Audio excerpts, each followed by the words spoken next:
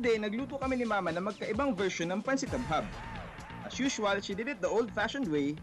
At ang pansit naman ni Jeremy is prepared with a twist.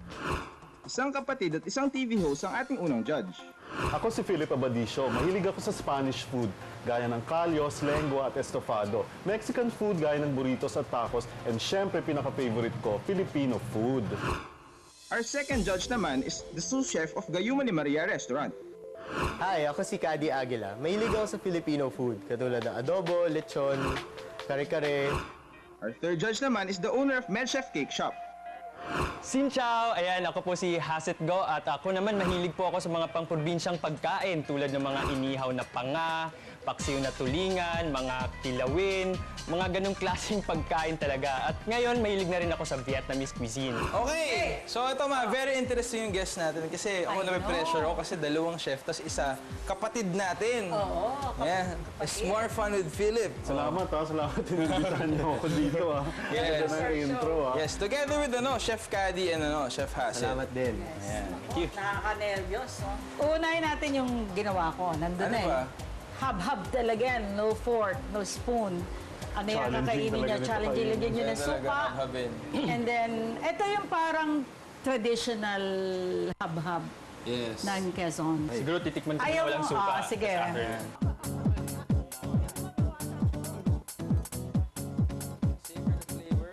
So, what can you say about Mama's dish? Bilang traditional, on the traditional side siya. At na-try mo na, I'm sure, ang Yes, pancit habab yung- sa Quezon. Anong difference? malapit yung lasa. Tsaka, pero there's something different Hindi overcooked yung noodles. This one is, kumbaga sa Italian dish, al dente. Al dente. Wow. Alright, Chef Cady.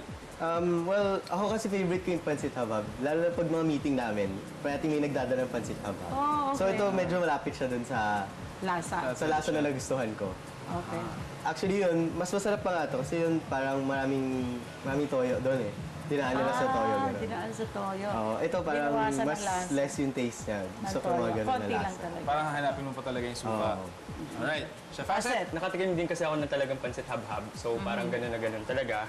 And maganda yung, masarap yung pagka-season. Ano ba yung mga seasonings na nandito ba? Meron Chicken bang- stock, May secret ba? chicken and shrimp stock, and Okay. then Okay, konting lasang-lasa toyo. yung shrimp. Oo, Masarap. konting toyo. O save room kasi yung dish ko na may tatry nyo next. Okay? Oo.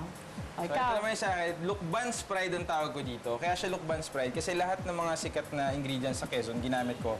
From longganisang lukban to lambanog at saka coconut juice. Since abundant ang coconut sa Quezon, marami sila. Try nyo na, habhabin nyo na.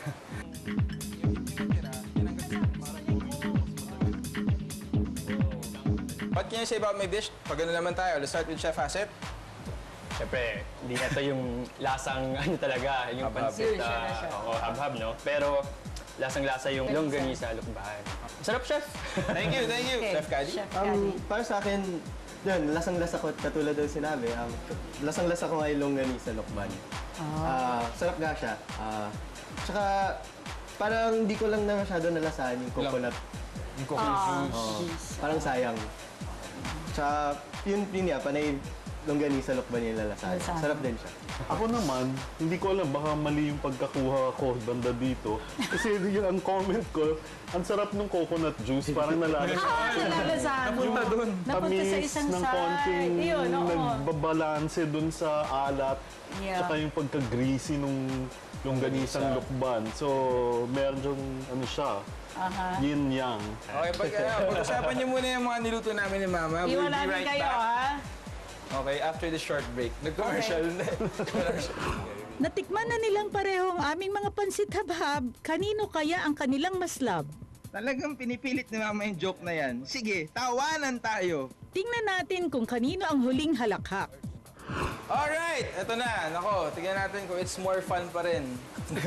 Ako, I like variety. I always eat out. It's part of my job. I always try new things. I appreciate parang pag ginagawa ng tama, pero ginagawa rin ng bago ang isang bagay. So, nagustuhan ko yung kay Mami Lali kasi parang it's traditional but nandun pa rin yung pagka-al dente nga niya.